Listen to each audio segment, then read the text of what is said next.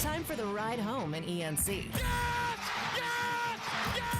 This is your 5 o'clock drive with Patrick Johnson. Holy mackerel! More news, more interviews, more ECU stories than you can shake a stick at.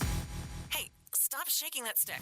This is the Patrick Johnson Show. Pirates win! Pirates win! On 94.3 The Game. All right, hello again, everybody, and welcome to the Patrick Johnson Show. A great edition in store today. Voice of the ACC, Wes Durham, is set to join us on the program, and looking forward to talking about the post-house settlement and where college athletics is with the guy who's as locked in as anybody to what's going on. That's the great Wes Durham. Back here at the Working Man's Beach today, the rain continues to fall across eastern Carolina, and just try to stay dry out there. Pilk with us, Philip the Rep Pilkington. So, Pilk, you went to a baseball game, an MLB game on Saturday. We chronicled that for the folks yesterday. And you drive to Washington. What is it, about a 4.5 hour, depending on traffic, jaunt, which isn't terrible. Rain on the way home made it more than that because we had to drive about 30 miles an hour for a little bit. But, yeah, in a perfect world, it's 4. But let's be honest, 4.5. Nation's capital can't do anything right. You've gone to Atlanta, I guess, to go to a game. I don't know if you've been to Baltimore. I'm sure you probably have at some point. Yep. Yeah, Baltimore's about 5.5, 6 maybe. Atlanta's a little bit of a punch. The point is this, Pilkington. You will drive to watch some MLB. You've shown a willingness to do that. You've shown an enthusiasm to do that. Well, what if you only could drive maybe an hour and a half, or maybe even to your hometown where you grew up outside of in Charlotte? You'd nice. You'd probably get season tickets. Well, you'd get a partial season ticket. Probably a partial, yeah. I would go in with you on a partial season ticket. Let's do it. But you would do that, right? We might have to talk to the Big Hen to moving our show up. That's the only problem is getting off at 6, MLB starting at 7. We're going to ask him if we can take the 4 o'clock hour. Yeah. Well, so a few weeks ago, it was announced that Jerry Reinsdorf, you might remember him as the owner of the Chicago Bulls, he also owns the White Sox, is going to sell his team to a billionaire. Let's put the tweet here. Now, this is from the MLB Raleigh group that's, trying to gain a little bit of a movement.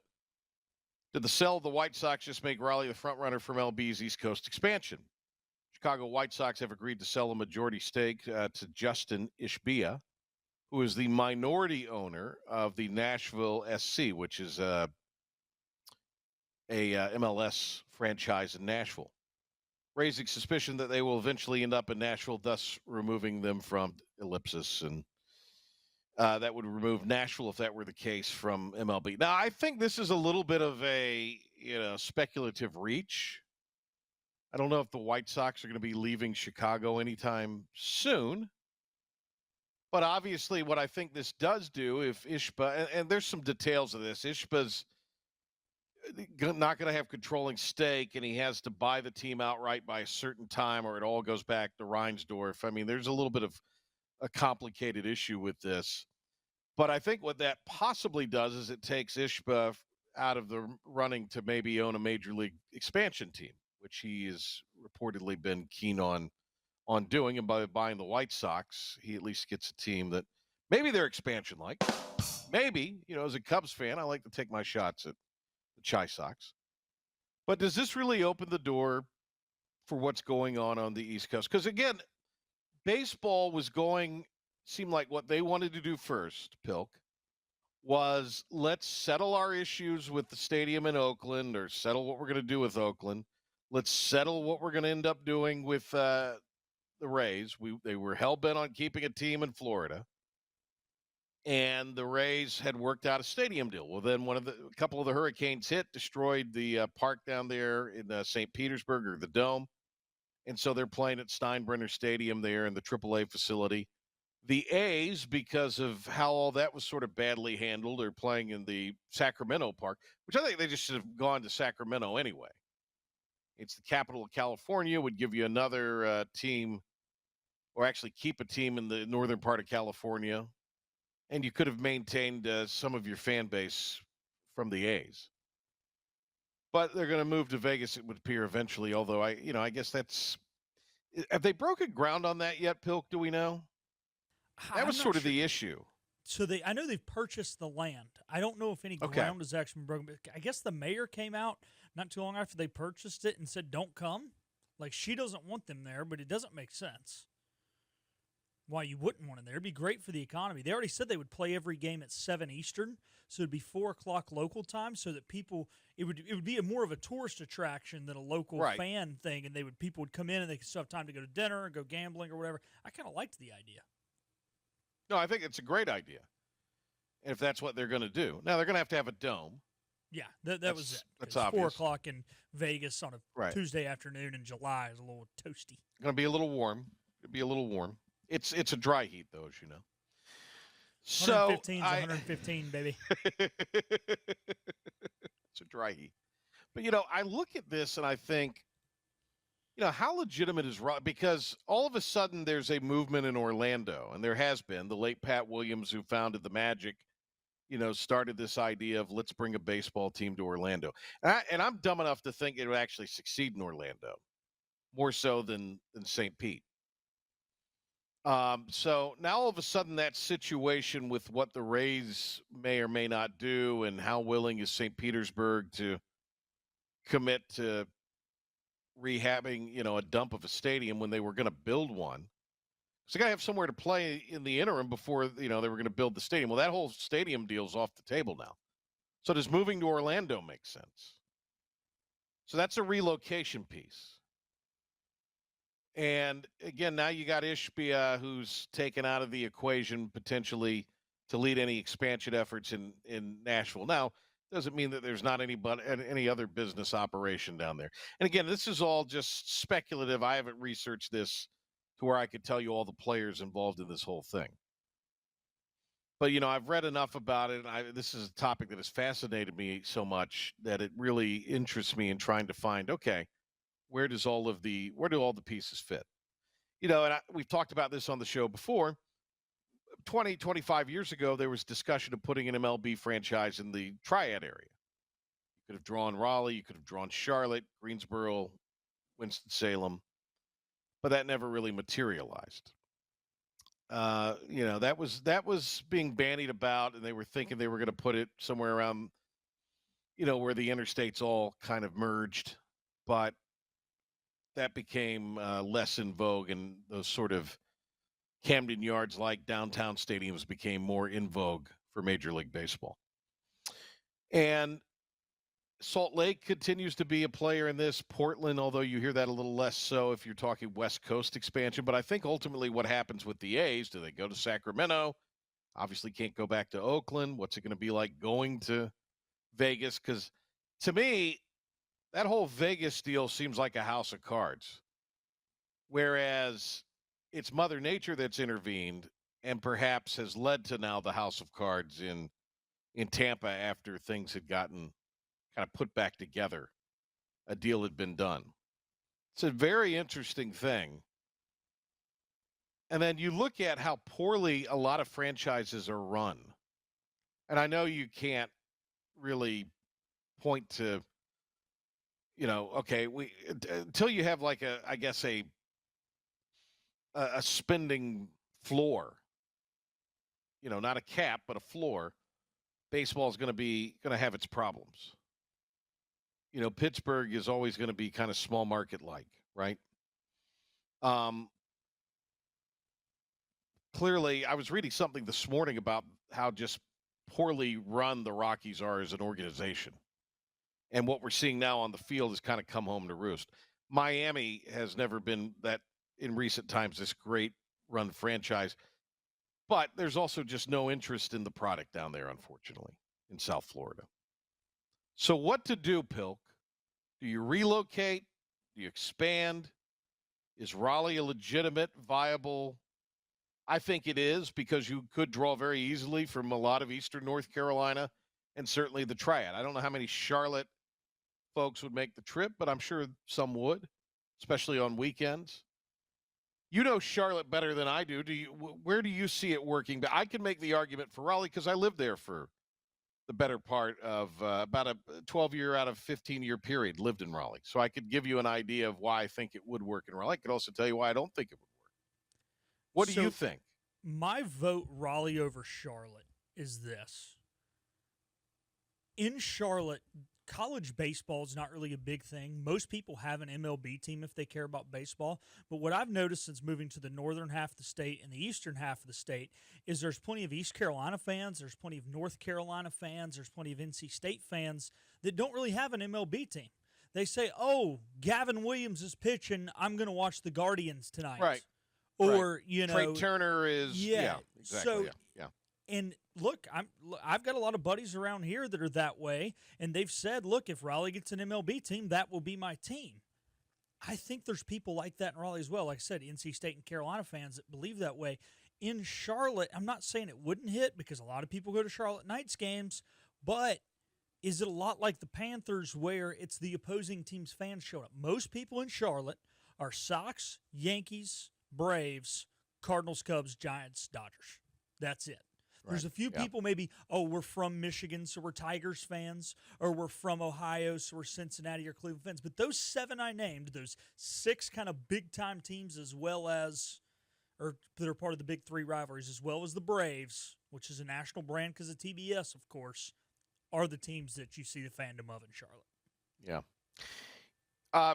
The thing that I think hurts Charlotte's bid is the downtown stadium, as great as it is, cannot expand. I guess it could if you really wanted it to.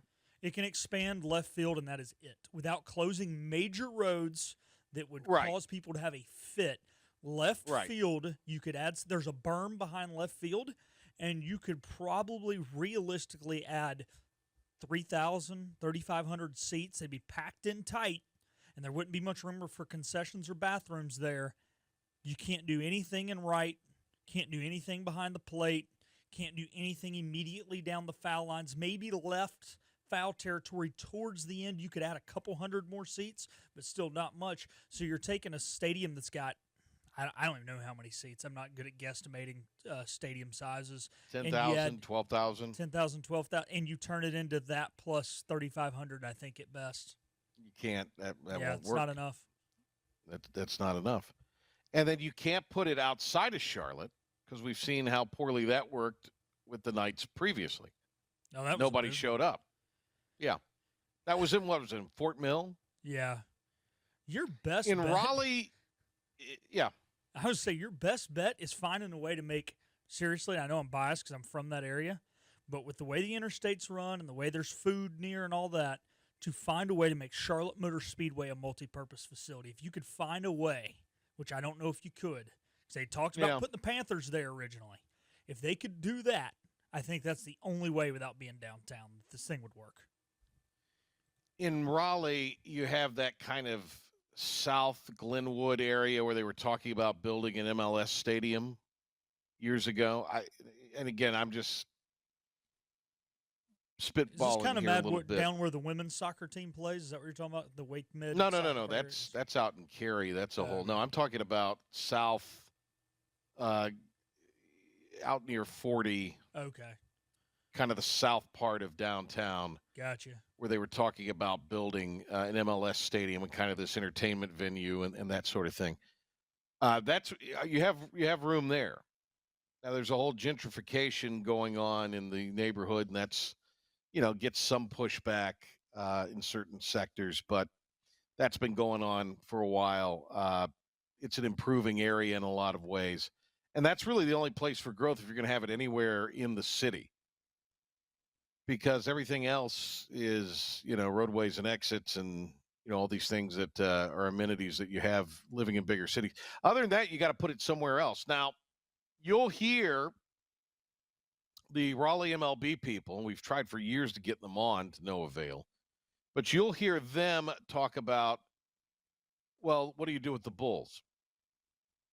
The Durham team is obviously the AAA affiliate for the Rays, because there was some discussion of playing some games there in the aftermath of the hurricane that destroyed the thing down in St. Pete.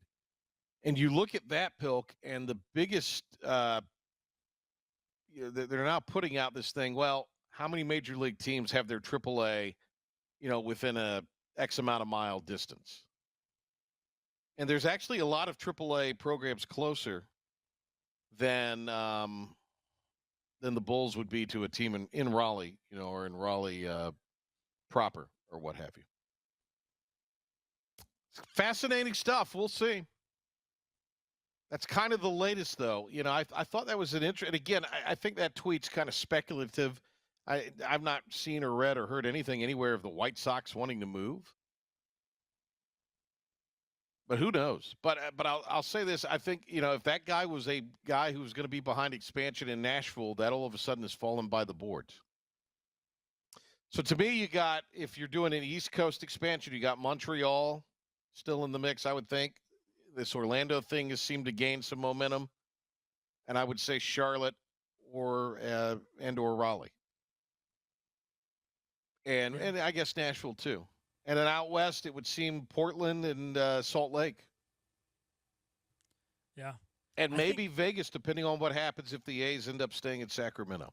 That's the key thing, I think, in all this, Patrick. You've got to get the A's-Rays situation figured out before we even consider. Unless you're going to relocate. For people like us, this is perfect timing to have it. But for the MLB itself, figure out whether those teams are staying, relocating, whatever, and then worry about expansion.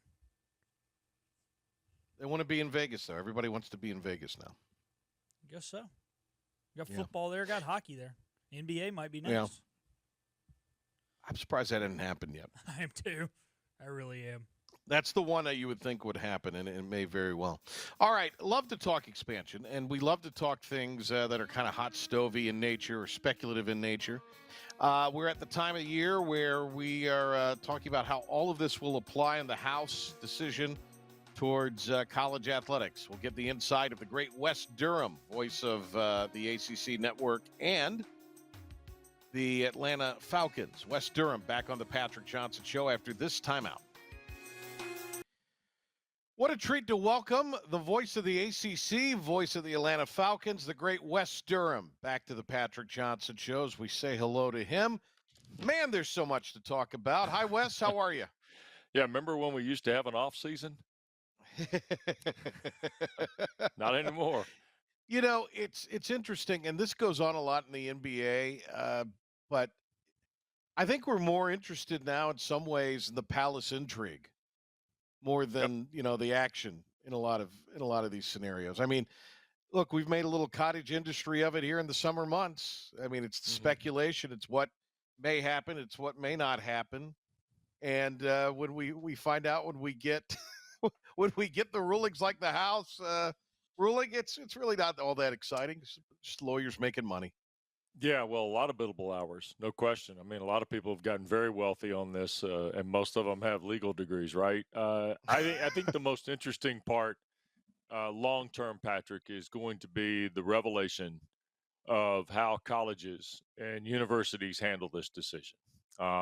There is a bigger picture that nobody wants to talk about right now because everybody's going to have to, and I've used this analogy when I speak with corporate groups and business leaders and things like this. I've been asked to do a lot of this in the last 2 years, and to be honest with you, it can be slightly uncomfortable because you have to actually tell people who've done this, acquisitions and mergers and things like that, right? That these institutions are going to have to sit in a room and make a decision that's going to impact hundreds of young people who wanted to potentially have their college education taken care of because of their athletic ability and something that's happened, as you and I know, for generations and generations and generations, right? Really, since World War II, this country has designed a plan to have young people achieve a degree in higher education because of their athletic ability. And a lot of people, I mean, a lot of people have benefited from that. And we are sidestepping some of that for money. And as long as everybody's comfortable with the uncomfortable nature of this, I think we're going to be okay. However, there's going to be an institution, and I'm not going to speculate as to who or where because I don't know, but think of it like this. if college athletics is a business and the universities are a business, they're going to have to sit in a room and decide, are we going to go invest to that level that it's going to take, or are we comfortable just doing what we've been doing?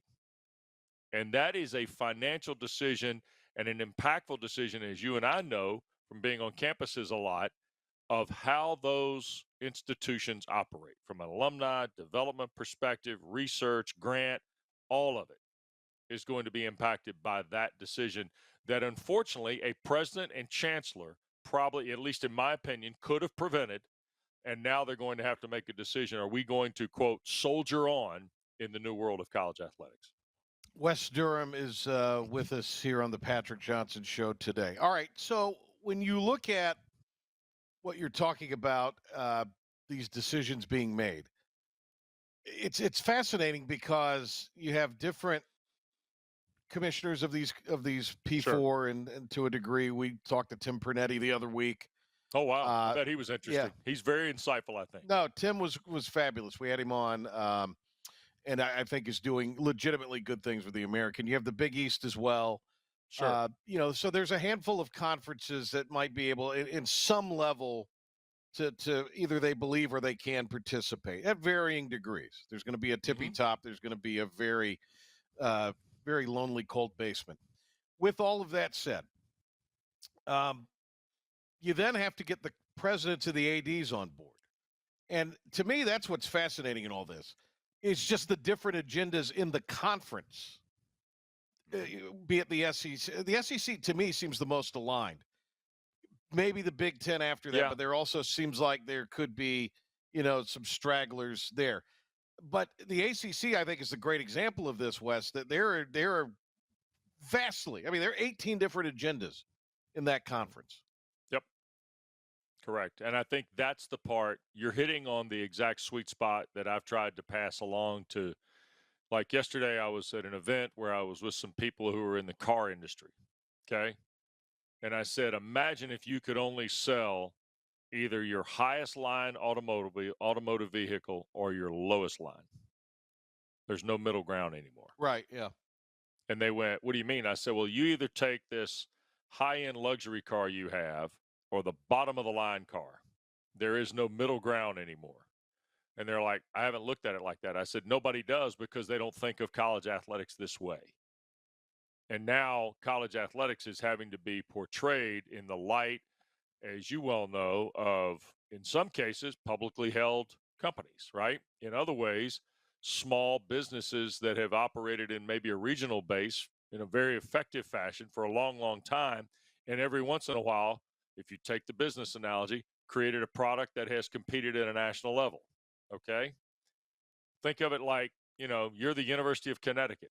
What's your biggest leverage point right now? It's basketball. It's football. Football has done well. It's gotten a little better with Jim Moore, as you know, but the basketball product, women's and men's, has been exceptional at the University of Connecticut. Well, let's go to the University of North Carolina. That's a bigger brand. Carolina has basketball history. They have some football blips. They've done very well at times. They've had great players. But there are other sports that have won national championships, are what we consider Olympic sports, right? Yeah. So to your point, in the ACC, we have 18 different versions of that. Stanford has an unbelievable athletic history. It is spread out from end to end in terms of its national success. I mean, you can't find a sport that Stanford has not competed in. They show it every year when the Learfield Cup is announced. I think it's going to get really interesting. Then you have other schools, quite frankly, Patrick, that may not be budget-wise prepared to handle this. Yeah. That's a hard life. Now, you said earlier about the SEC and the Big Ten. They just happen to be the biggest bank branches right now. Those are the two leagues that make more money off television than anybody else. That's just the facts. Well, but there are schools there's schools within those conferences that are going to struggle to do. But somebody's got to finish last in this thing. Well, they got to make decisions to, again, how much are you willing to pay and invest to play? Right. That's going to be the trick here.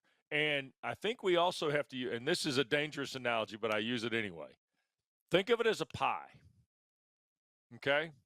And you got to cut that pie up, and based on the slices of the pie, you're deciding what sports you're going to try and compete in.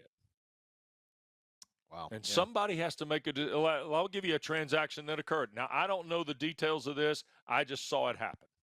Okay. Brian O'Connor was the baseball coach at the University of Virginia who had done an incredible job. I think we can all agree with that, right? Right. Yeah. And he just left to go to Mississippi State as the head coach. Now, Mississippi State, is that a baseball brand in the Southeastern Conference? Absolutely. But so Brian O'Connor leaves Virginia, arguably one of the better jobs in the ACC. Who leaves to go to Virginia? Chris Pollard at Duke, who had just taken Duke to a super regional. He's been to super regionals. He's done a marvel. I can't tell you how good a job Chris Pollard's done. But Chris Pollard went to where he knows the slice of the pie might be a little better than where he was. Sure. And Brian O'Connor left to go to where the slice of the pie might be a little better than where he was. I think you're going to see more. Jay Batt just left as the athletics director at Georgia Tech here in Atlanta and went to Michigan State. Some say, well, it's a better job. Why is it a better job? Well, it's in the Big Ten. It's just simple facts. Yeah, kind of crazy. We remember Jay in Greenville, and Sure. and now he's at Michigan State. I remember hearing that a few weeks ago. I thought, good for Jay. Good for Jay. Great opportunity. Think about for why, him. though, Patrick. Yeah, think about why. He did a heck of a job at Tech. I mean, they've made some strides, and he raised he did his money. a great job here. Yep. Yeah. Wes Durham with us here. Let me ask you, kind of how basketball pertains to all of this. Certainly, football's driving what's going on here, but basketball we have so many D1, and you talk about a disparity in 25,000 seat Rupp Arena and whatever directional in pick your state that is playing in a glorified high school gym. I mean, it's a wild. In a way, it kind of makes it's kind of cool come tournament time, but in a sense, it is that's a big sticking point too because everybody gets the same unit. You might get as far, now obviously you get more bids, your conference, but I'm just saying, a single unit's all the same amount of money. Right. The other part that you have to remember about basketball is what makes the NCAA Division I men's basketball championship unique. Everybody gets a shot. It's 85% of the NCAA's budget too. Yeah. It's a huge moneymaker, yeah. Well, that's what I mean. Now it's affected because Charlie Baker wants to expand it. Why does Charlie Baker want to talk about expansion of the NCAA men's basketball championship? Because why? I mean, would more games be beneficial? Maybe. Would we get an upset here or there? Maybe. But Charlie Baker wants it because it's going to generate more money, or so he thinks, from the television partners. I'm not so sure of that. Well, yeah, I don't know. Hard to say. Well, eventually we're going to have the point of no return on how much we saturate the market with the product. See, because in my opinion, as much as I love college basketball, and I do, the sport has changed aggressively in the last decade, and it's been hard for me to say, okay, this is still the product you grew up loving in the 70s, Right. 80s, and 90s as a kid. 90s being an adult, I guess. But nonetheless, for me, I look at college basketball now in the panoramic view, Patrick, of sports. As much as we love it in the state of North Carolina and certainly in the Atlantic Coast Conference and ports of call there, America really only cares about college basketball for 3.5 weeks. It's funny. It's kind of the way the sport is going. I mean, almost, NBA and in college, the regular season, I don't know. It's just they don't pay as much attention to it. Starts to kick in, I guess, after the Super Bowl. But I mean, boy, that's bad for the product. That is so bad for the product. Well, and you're exactly right. In fact, the television numbers bear it out. Of the top 25 college basketball games every year, almost all but about 5 are after the Super Bowl. Yeah. Both Carolina Duke games were played post Super Bowl up until last year for about a decade. And both of them were in the top 7 viewerships of college basketball almost each and every year. It's an interesting part. College basketball is a much broader discussion than just the House settlement and the potential changes in the next 5 to 6 years in college athletics, Patrick. But we have to keep in perspective, the National Collegiate Athletic Association is trying to buoy itself to survive. And if you got to always kind of remember that as you talk about the men's basketball championship, because they're looking to expand that because of the fact that their championship is a good bit. I mean, a good bit, 80 to 85% of their overall operations budget as an organization. Want to shift gears a little bit here. Let's talk about North Carolina. You brought up the Tar Heels of basketball. Where do you see that program, just basketball, at this moment? Yeah, I think it's interesting. Look, they've done. I mean, it's hard for me to project the prospects of teams now because the roster changes. Right, they're so dynamic. It was easy a couple of years ago. You'd have a transfer here, a portal guy there, whatever the case may be. And now all of a sudden we're looking anywhere from 8 to 10 different guys on a roster every year. It was funny. I was looking at Georgia Tech's basketball roster last night to see realistically they only have 3 returnees from last year's team. Damon Stoudemire's added basically 11 new players, either recruits or whatever that type thing exists. So for me, I see Carolina as a moving target. Look, I think they're going to have talented guys come back. I think Seth Trimble is a guy who they can lean on.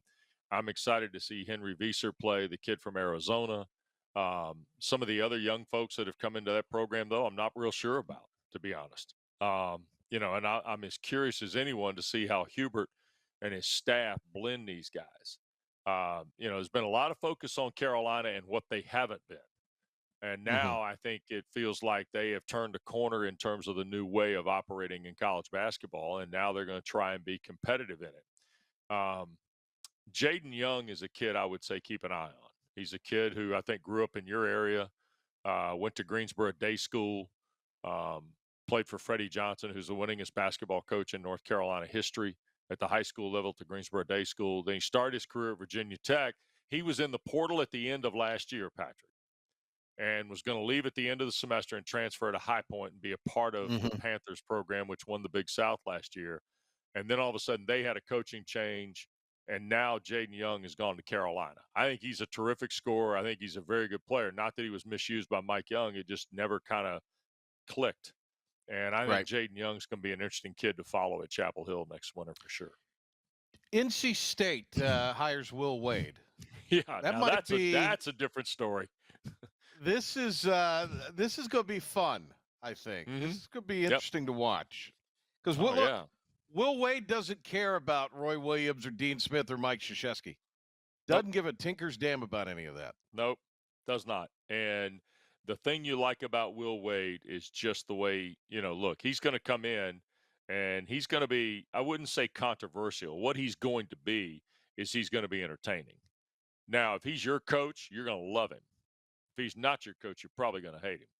And he's okay with that. And I think there are plenty of guys there that, you talk about people that, and I knew his roster would be good when they got there because of the portal and everything else. He did it at McNeese State. I think he's bringing 4 guys from McNeese with him. Paul McNeil obviously is going back to play for him. I think he's got a couple other guys coming back from that NC State roster a year ago. And I think he's going to be fine.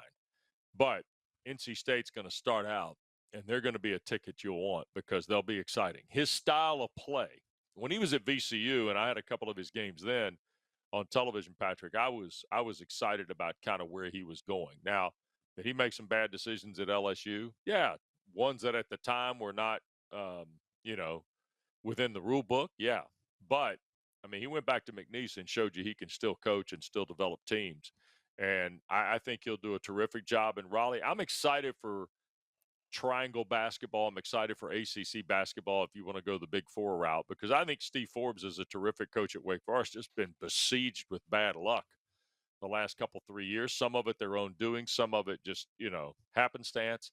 But I think Duke, Carolina, NC State, and Wake Forest will all be fun to watch this year in the ACC.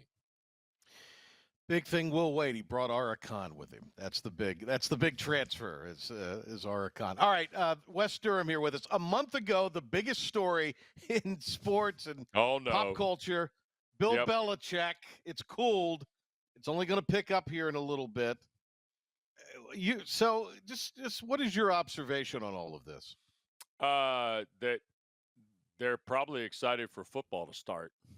Um, I look, all this other stuff going on there, I'm sure is really fun for people to talk about and debate and offer social posturing statements and so forth and so on.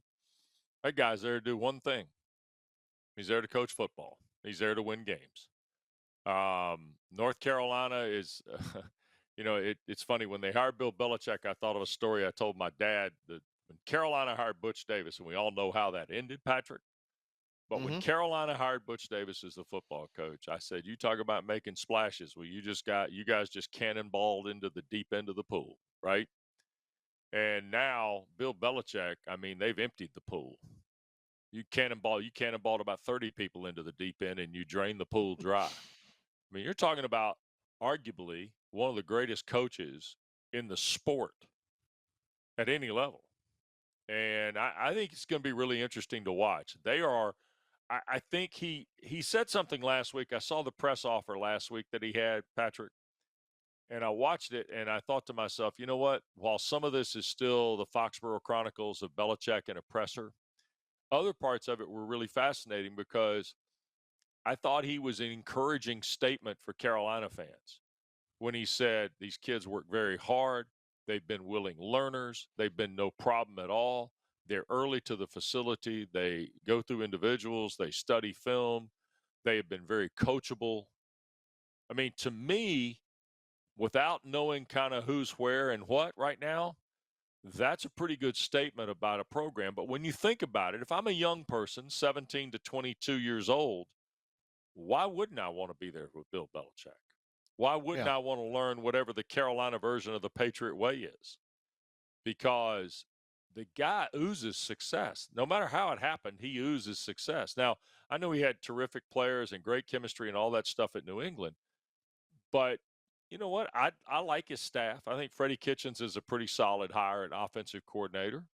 I think Carolina will be a interesting team to watch on offense. I think they'll be good on defense. I mean, there not been many Belichick teams bad on defense at any level anywhere. And I think that's an important aspect about where Carolina was. I mean, somebody like Jordan Shipp at wide receiver, I think you're going to see him touch the ball a lot of different ways. I just feel like, and without knowing anything about him, right, Patrick, it just feels like Jordan Shipp is a kid who is going to impact the game in a lot of different ways for the Tar Heels this fall. And I'll say this, too. You're going to find out early because Labor Day night is no joke against TCU. That's a good football team. Josh Hoover's a really talented quarterback. Sonny does a really good job down in Fort Worth. So that'll be a real test for Carolina on night one for sure. And we know the cameras are going to be fixed on Jordan Hudson. Well, maybe. I don't know that. I think that everybody's kind of gotten a plan put together here. I've noticed that. Okay. Somebody brought it up to me last week. I was in Charlotte last Friday to do an event, and somebody mentioned, well, we haven't seen anything of her since all that blew up. And I went, yeah, probably a good idea. Yeah. So I don't know how much you're going to see as we move forward in this process. If it truly needs to be a low-limit distraction situation, I'm not sure how much you're going to see of her. Like standing on the sidelines, I don't know about that now. I don't know. But that's not what he's – and again, I'll go back to what I said earlier. That's not what he's there for. Right. No, yeah. It's not what he's there for, but it might be what everybody else involved is curious about. Well, and that's the line you walk in this world, as we all know. Yeah. East Carolina opens at NC State. They do. Yes. What do the Wolf Pack have in store for the Pirates? Little insight. Are you calling it? Do you know? I don't know for sure. I hope I'm there because I love that series. I've loved that series for years. Jeff Blake to what was the tight end Fisher? Luke Fisher? Luke Fisher. Thank you very much. Peach Bowl, Fulton County Stadium, Atlanta, Georgia. I remember that game. I mean, NC State and East Carolina have played some unbelievable games. So, yes, I do hope that I am there on that Thursday night for that game on ACC Network. I think NC State, I think Dave Doran has been very, very steady. Has he done everything NC State fans had hoped for? Absolutely not. But he has done a really good job of creating a great foundation. I'm excited to see what DJ Elliott does on defense for him. I think he's a talented guy. I've had a chance to interact with him in a couple production meetings. I've always been kind of a interested guy in what his teams do from a defensive perspective. I'm a big CJ Bailey guy, Patrick. I think he's uber talented.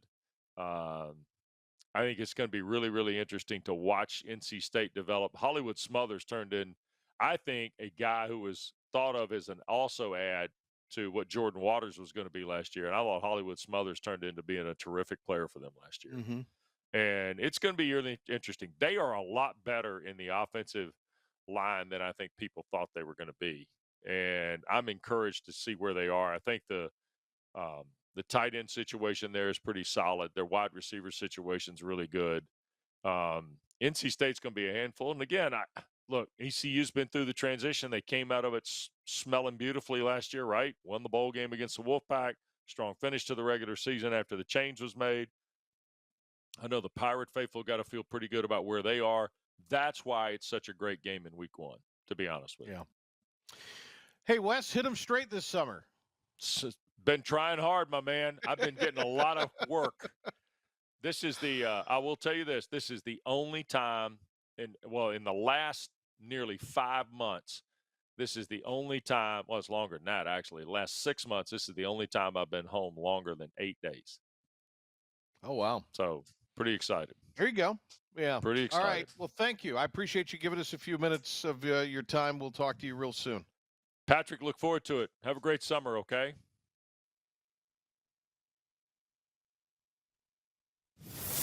And now, the stunning conclusion. Why is everyone screaming? On 94.3 The Game. All right, PJ Show back. Get well wishes to D.H. Conley baseball coach Jason Mills. Suffered a medical episode down in Florida with some baseball-related activities and has convalesced or is convalescing after a procedure down in Daytona Beach. So our best to Millsy. Good man, Jason Mills. Enjoy him very, very much, and he's done a great job at Conley over the years, and is back in Pitt County doing okay, reportedly. So we hope Mills wish him a speedy and good recovery for Jason Mills. Pilk brought you this in the update a few minutes ago. The American is bringing on former Big East Commissioner Mike Tranghese to serve as a consultant. He's expected to advise the league on its basketball strategy and growth. Brilliant idea, in my opinion, because American basketball, more so than football, to me, is at a crossroads. Football kind of has its charge right now. You could very much argue that for a while there, it was probably a true sixth conference in football. And then obviously Houston, UCF get pillaged and depart the conference, and Cincinnati as well. And Cincinnati and UCF had tremendous success, and Houston had always been a very representative and competitive program. Obviously, what Houston's done in basketball is pretty remarkable, and Cincinnati's a top 25 NCAA caliber program under Wes Miller. So now what do you do to bring everybody else up to it? I certainly think in football, with the success that Tulane has experienced, Army, obviously, and its brand name, Navy with its brand name, Memphis has had certainly a decade of very good success. And I think USF and Florida Atlantic are poised to maybe have some success as well. Obviously, UTSA is a really good team. So and then there's East Carolina. So as you build some of those brands, you have brands from which to build football on. Football, and this is not to say it's reached its end destination, but I mean there's still growth in football, clearly. But I would almost say football in many respects in the American is in a little healthier place than basketball. Basketball for the American right now is relegated to a one-bid league. How do you improve your strength of scheduling? How do you improve your television exposure. I think you've got to do some kind of alliance if you're the American with, so it's the SEC, ACC challenge. I guess there's a Big 12, Big 10 challenge, if I'm not mistaken. I think you've got to go out and try to do a scheduling alliance with the A10 or the Big East and try to create a little bit of rivalry and interest that way. Or maybe the three leagues get together and you do a little something. Just to give you a little... Geographically, the A10 would be perfect. The A10 would be excellent, and it would also give you... It would just help everybody's scheduling. It would help everybody's RPI. It would. ECU reportedly is going to play Richmond in a series that they're developing. And so that's an A10 battle there. More on that as the future will unfold. Big thanks to Wes Durham today. That was just great having him on. Wes is very insightful. Hope you enjoyed that. You can always go back and relive the magic of the show or hear any of our past shows at the IBX Media app or wherever you download your favorite podcast. Big thanks to Philip the Ref Pilkington as well. We'll be back tomorrow. We'll talk ECU. We'll talk everything going on in the world of sports and college baseball. Mike Mullis scheduled to join us on the program tomorrow. Have a great rest of your evening, everybody.